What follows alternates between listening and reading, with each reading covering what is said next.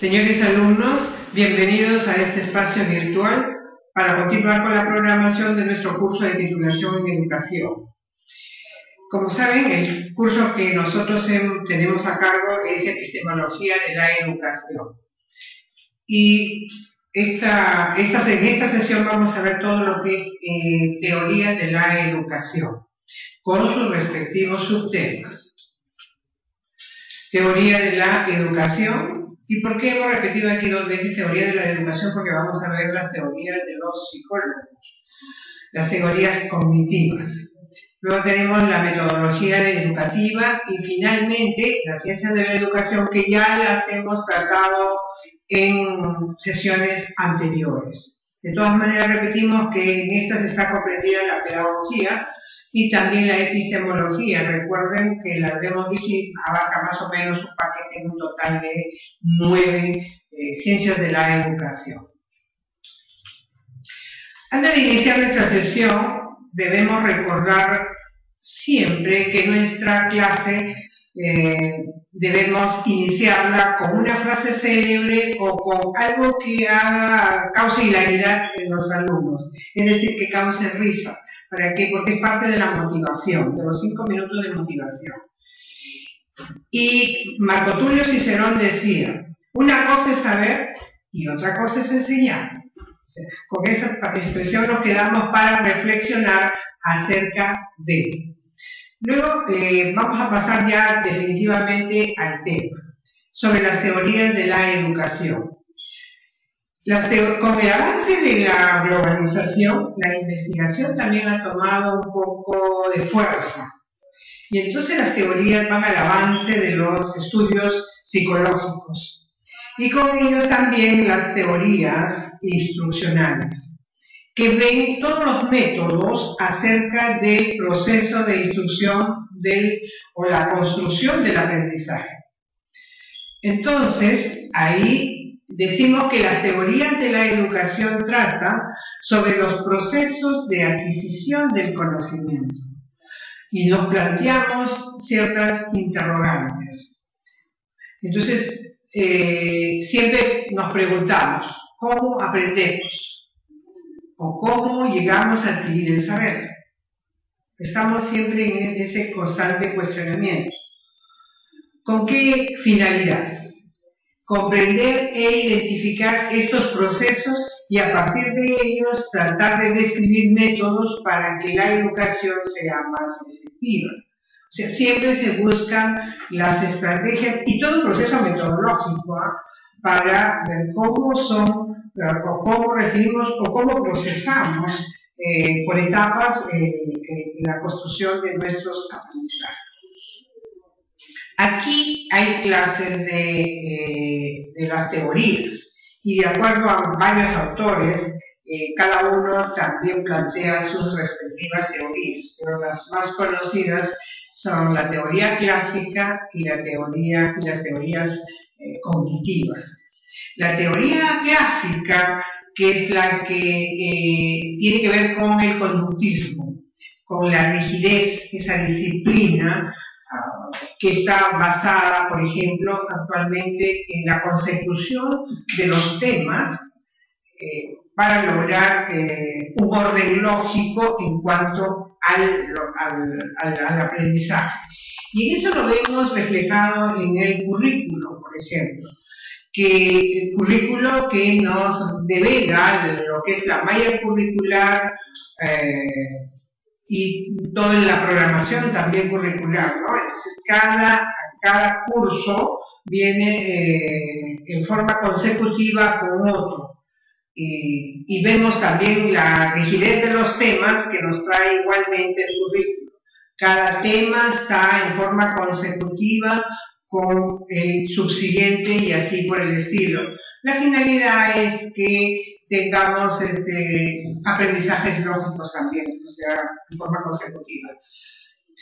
Pero lo contrario sucede con las teorías cognitivas, porque ellas están basadas en la corriente constructivista, ¿no?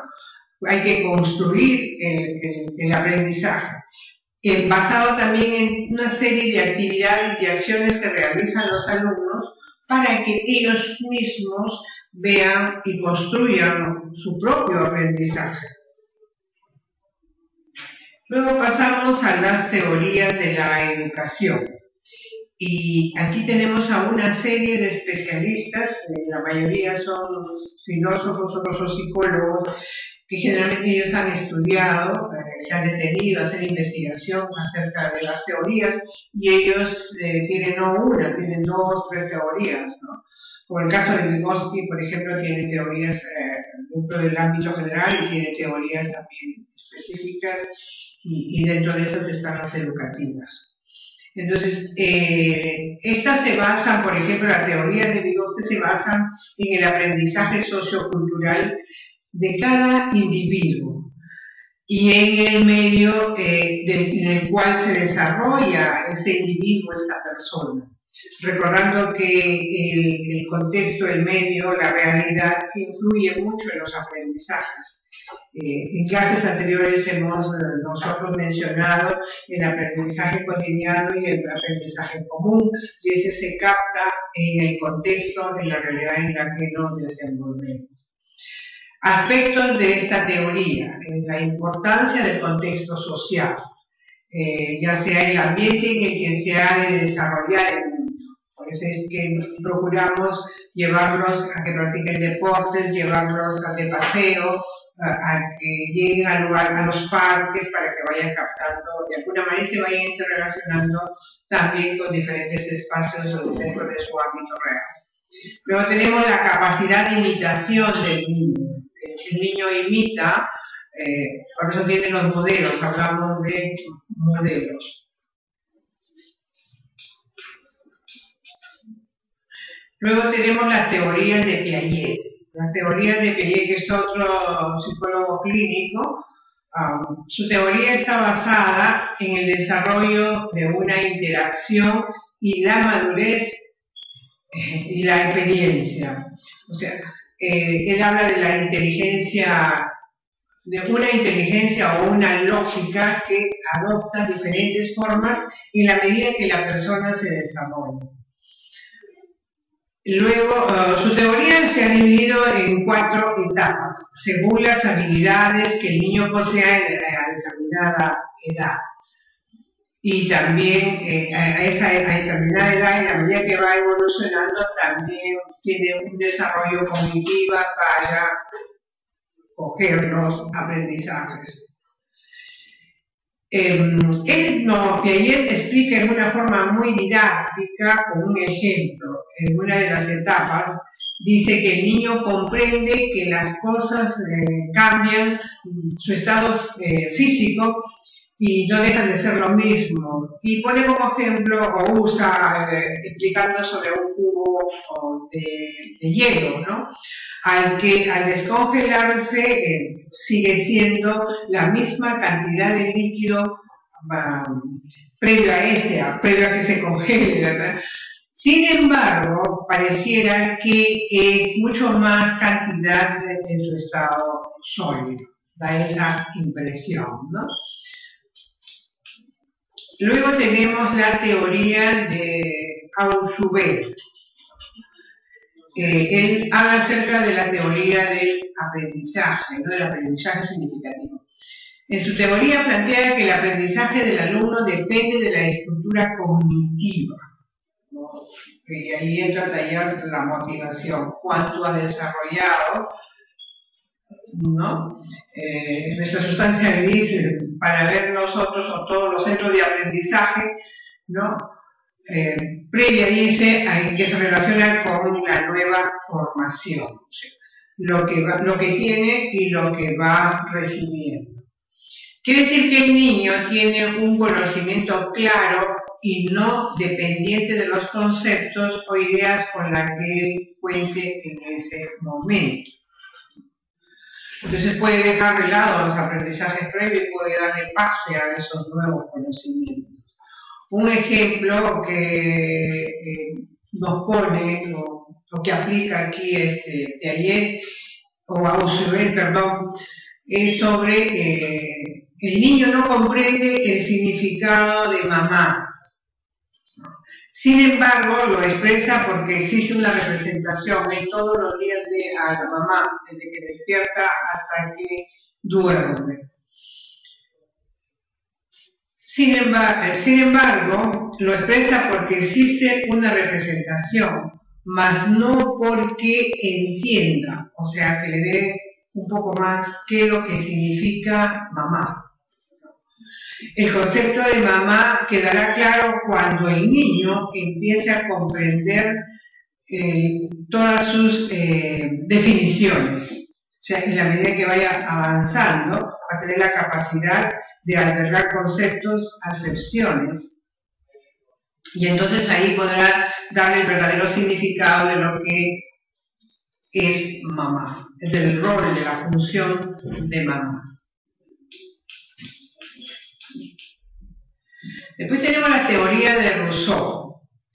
Juan Jacobo Rousseau comenta acerca de sus teorías relacionadas con el niño, que este se expresa como el ser que es un niño, de acuerdo a la edad que tiene, ¿no? A la edad que representa. Por eso destacó la importancia de la expresión antes que la represión. Siempre en las actividades del niño, en su comportamiento, cuando no es el correcto, siempre decimos no. Entonces, eso está catalogada o la catalogamos como una represión, ¿no? Para que el niño sea equilibrado y libre pensador de ideas, no debe existir la represión. Crear estrategias para ver cómo enfrentas esas situaciones, porque se presenta, por cierto, relacionado con la experiencia intensa personal y la exploración de los conflictos entre los valores morales como sensuales. Entonces, eso es lo que tienen que hacer los padres o los que están cerca, y a nosotros toca como profesores. Basarnos en la experiencia que vivimos y que es intensa, porque todos los días interactuamos con niños de diversas edades de acuerdo a los niveles que nos toca laborar. Uno de los ejemplos que pone Rousseau es permitir que el alumno participe, aunque la respuesta no sea la correcta. Tratar de no reprimir su aporte, ayudarlo a que se exprese con fluidez, con confianza, para que no tenga temor.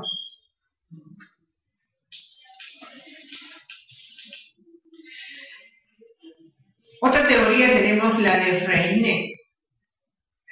Aquí en este mapa conceptual, Freinet sostiene que el aprendizaje se efectúa a partir de las propias experiencias, llegando a tener una relación con la realidad, y con ello puedan llegar a expresar sus experiencias.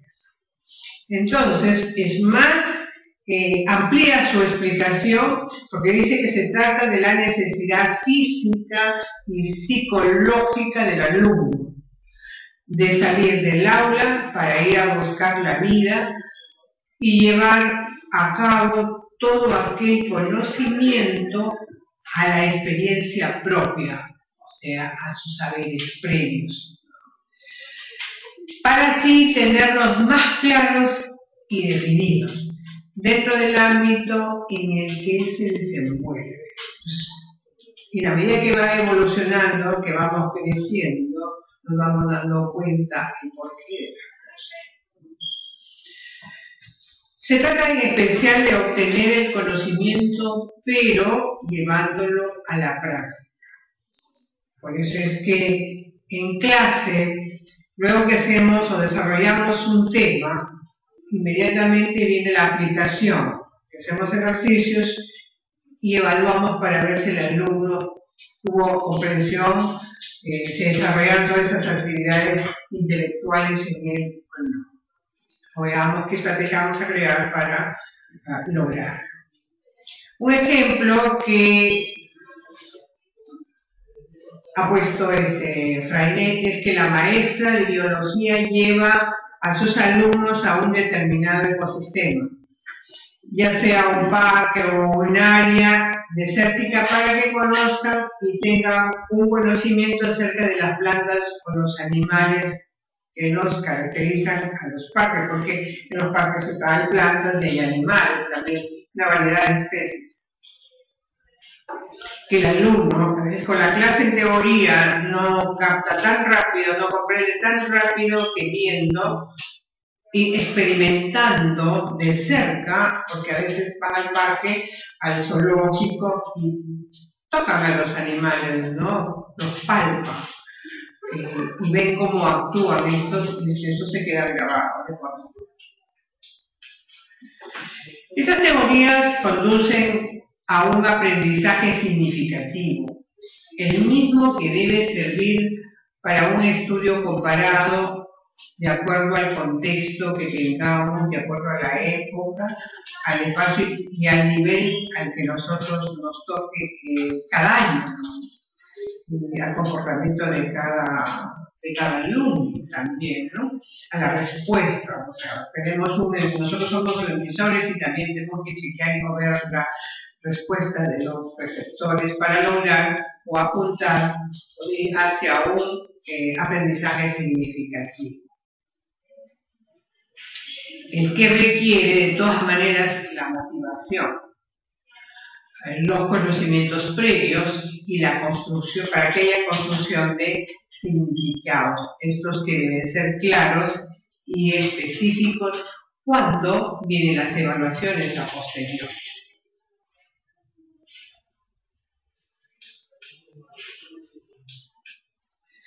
Muchísimas gracias, aquí hemos terminado con la sesión de esta fecha. La tercera semana, el módulo 1 y la tercera clase.